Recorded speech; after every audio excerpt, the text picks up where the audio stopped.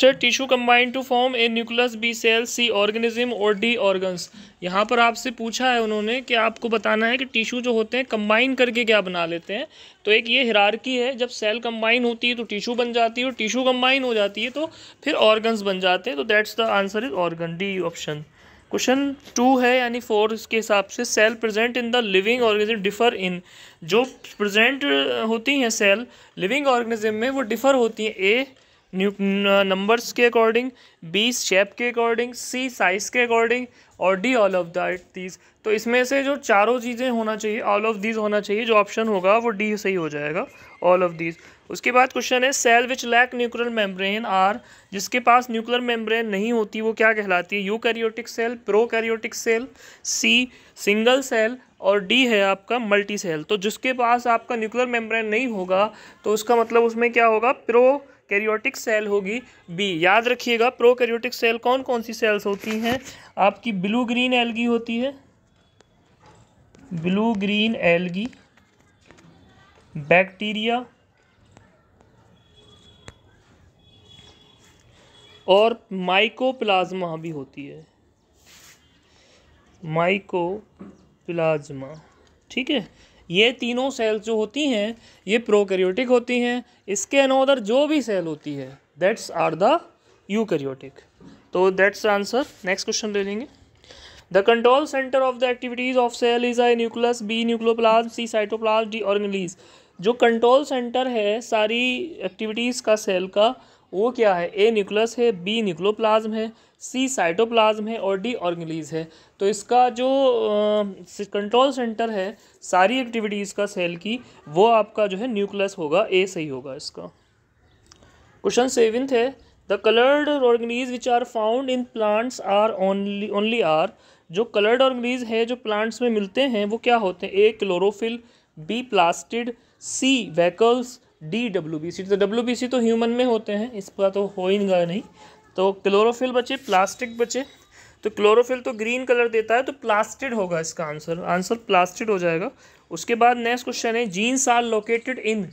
Gene कहाँ होते हैं, क्रोमोफोर्स पे, प्लास्टिड पे, साइटोप्लाज्म पे, या फिर जो है लाइसोसोम पे। बताइएगा इसका आंसर कमेंट करके क्या हो जाएगा। उसके बाद क्वेश्चन 9 है a group of the similar cells combine to form.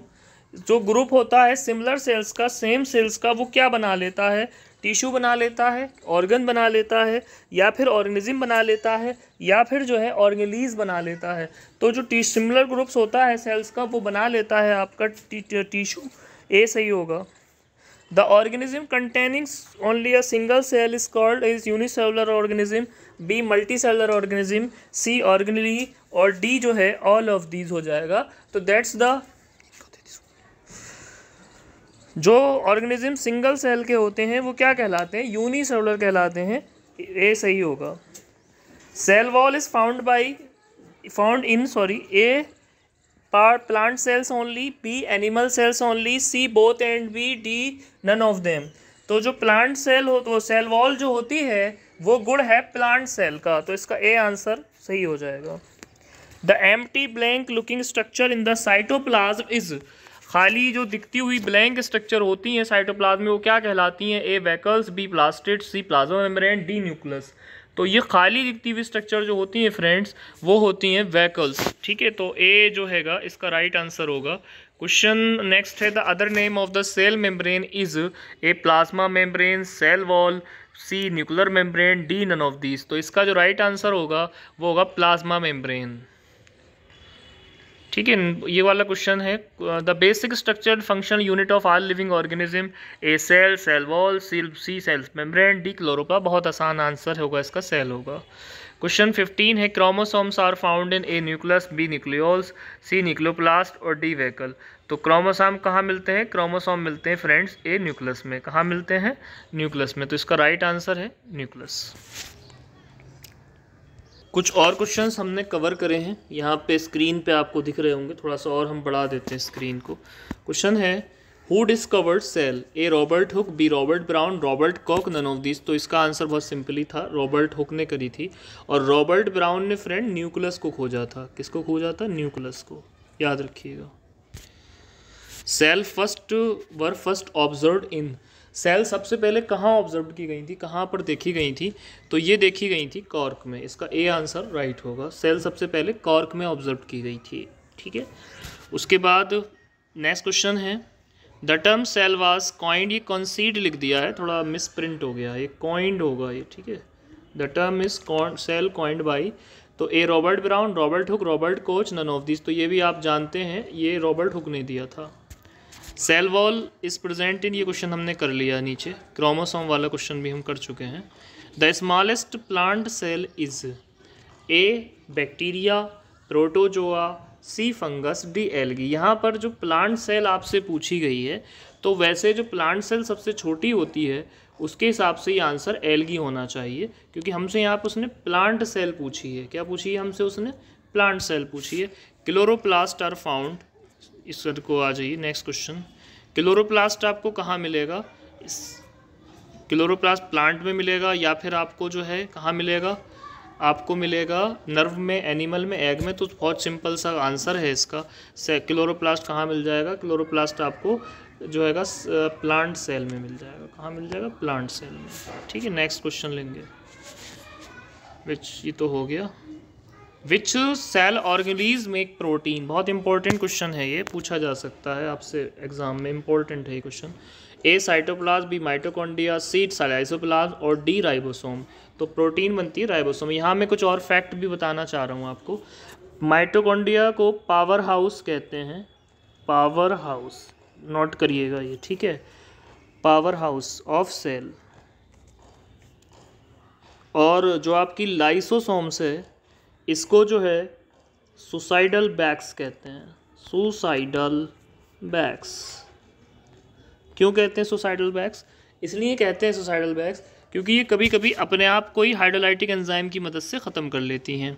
Energy is produced in, आगे देखिए, ए क्लोरोप्लास्ट, बी प्लास्टिड, सी माइटोकॉन्ड्रिया, डी, तो अभी हमने बताया था पावर हाउस किसे कहते हैं? पावर हाउस कहते हैं माइटोकॉन्ड्रिया को। तो एनर्जी बनाएगा कौन? Power house, mitochondria. Animal cell do not have A mitochondria, B plastid, C lysosome, D nucleus. तो एनिमल सेल के अंदर जो होता है वो क्या नहीं होता? एनिमल सेल के अंदर प्लास्टिड नहीं होगा, क्योंकि प्लास्टिड का काम है कलर देना। माइटोकॉन्ड्रिया होता है, लाइसोसोम होता है, न्यूक्लियस भी होता है, तो ये तीनों होंगे नहीं, तो प्लास्टिड इसका राइट आंसर होगा। ठीक है, उसके बाद है the green colour of the plant cell is due to A leucoplast, B chromosome, C chloroplast, D जो है नन ऑफ दीज। तो जो कलर होता है ग्रीन वो होता है क्लोरोप्लास्ट की वजह से। अगर हम कहें रेड कलर जैसे टमाटर में होता है तो ये क्रोमोप्लास्ट की मदद से। और ल्यूकोप्लास्ट में कोई कलर नहीं होता, सिर्फ स्टोर करते हैं फूड को ये। नेक्स्ट क्वेश्चन है the longest cell found in the animal is A bone cell, nerve cell, muscle cell, egg cell. तो जो लॉन्गेस्ट सेल है एनिमल्स में वो होती है फ्रेंड्स नर्व सेल। बी वाला आंसर राइट होगा इसका। The lowest level of organisation which has life is A tissue, B cell, C organs. जो सबसे छोटा लेवल है ऑर्गेनाइजेशन का, जिसमें जो हैगा की ज़िंदगी होती है, तो वो सेल ही हैगा। कुछ और टर्म्स यहाँ पे चीज़ें मैं आपको बताना चाहता हूँ ताकि आपकी तैयारी थोड़ी आसान हो जाए। एक तो सबसे ज़्यादा जो ज़रूरी चीज़ है वो है कि राइबोसोम जो होते हैं दो तरह के होते हैं।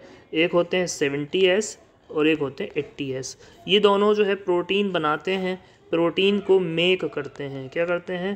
प्रोटीन को मेक करते हैं। पहली बात तो ये आपको समझाने की थी यहाँ पे। दूसरी बात यहाँ पर एक और समझने की है कि जो आपका सेल है और सेल की जो और चीज़ें हैं, जैसे कि आपकी जो हैगा सेल वॉल है, इससे क्वेश्चन बन सकता है। सेल न्यूक्लियस से क्वेश्चन बन सकता है। इंपॉर्टेंट क्वेश्चन यहाँ से बन सकते हैं। वैसे हमने सारे इंपॉर्टेंट क्वेश्चन कवर करने की कोशिश की है वीडियो में।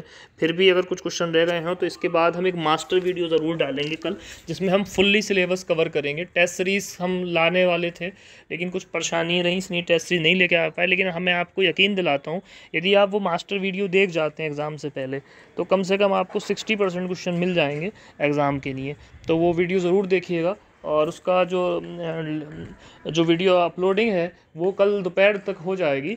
तो जुड़े रहिए चैनल के साथ। और जो नए व्यूवर्स हैं, इसको जो देख रहे हैं, नए पहली बार आए हैं इस चैनल पर, वो इसको ज़्यादा सब्सक्राइब करें और ज़्यादा शेयर कर लें ताकि आने वाली हर वीडियो अपडेट उन्हें आसानी से मिलती रहे। Thank you very much.